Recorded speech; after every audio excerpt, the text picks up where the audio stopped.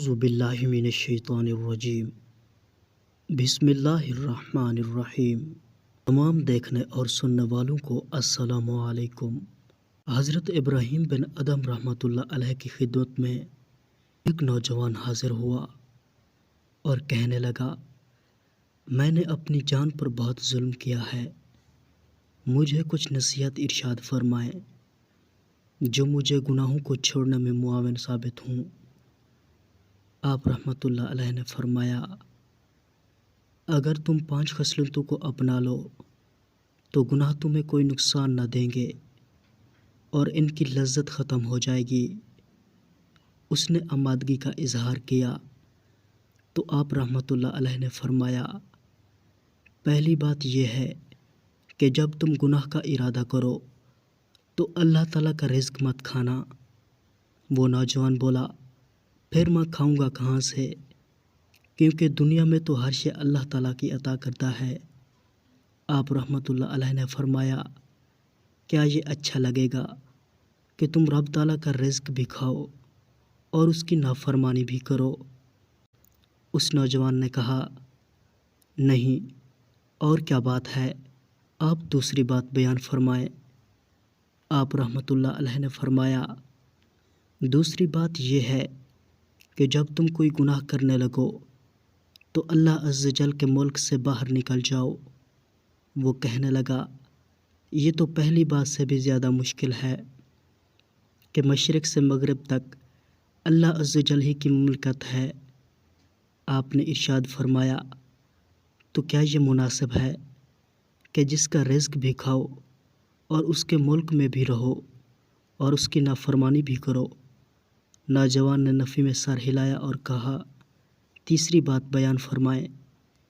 آپ رحمۃ اللہ علیہ نے فرمایا، تیسری بات یہ ہے کہ جب تم کوئی گناہ کرو تو ایسی جگہ کرو جہاں تمہیں کوئی نہ دیکھ رہا ہو۔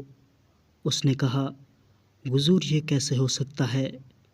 اللہ تعالیٰ تو ہر بات کا جاننے والا ہے، کوئی اس سے کیسے چھپ سکتا ہے؟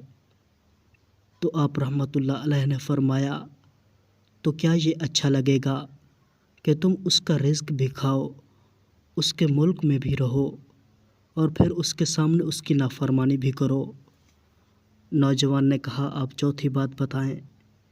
آپ رحمۃ اللہ علیہ نے فرمایا، چوتھی بات یہ ہے کہ جب ملک الموت تمہاری روح قبض کرنے آئیں تو ان سے کہنا، کچھ دیر کے لیے ٹھہر جائے تاکہ توبہ کر کے چند اچھے اعمال کر لوں۔ اس نے کہا، یہ تو ممکن ہی نہیں کہ وہ اس مطالبے کو مان لیں۔ آپ رحمۃ اللہ علیہ نے فرمایا، جب تم جانتے ہو کہ موت یقینی ہے اور اس سے بچنا ناممکن ہے تو چھٹکارے کی توقع کیسے کر سکتے ہو؟ اس نے عرض کی، حضور 5ویں بات ارشاد فرمائیں۔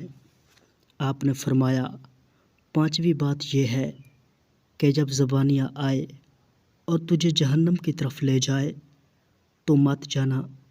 اس نے عرض کی، وہ نہیں مانیں گے اور نہ مجھے چھوڑیں گے۔ تو آپ رحمۃ اللہ علیہ نے فرمایا، تو پھر تم نجات کی امید کیسے رکھ سکتے ہو؟ وہ نوجوان پکار اٹھا، مجھے یہ نصیحت کافی ہے، اب میں اللہ تعالیٰ سے معافی مانگتا ہوں اور توبہ کرتا ہوں۔ اس کے بعد وہ نوجوان مرتے دم تک عبادت میں مشغول ہو گیا۔ پیارے دوستو، تو یہ تھی آج کی ویڈیو۔ امید کرتا ہوں کہ یہ ویڈیو آپ کو پسند آئی ہوگی۔ ویڈیو کو لائک اور شیئر ضرور کریں تاکہ دوسرے لوگوں کو بھی فائدہ حاصل ہو سکے۔ اگر آپ اسلامک ویڈیوز دیکھنا چاہتے ہیں تو اسلامی بندہ یوٹیوب چینل ضرور سبسکرائب کریں۔ اللہ آپ سب کا حامی و ناصر ہو، دعاؤں میں ضرور یاد رکھیے گا۔ اللہ حافظ۔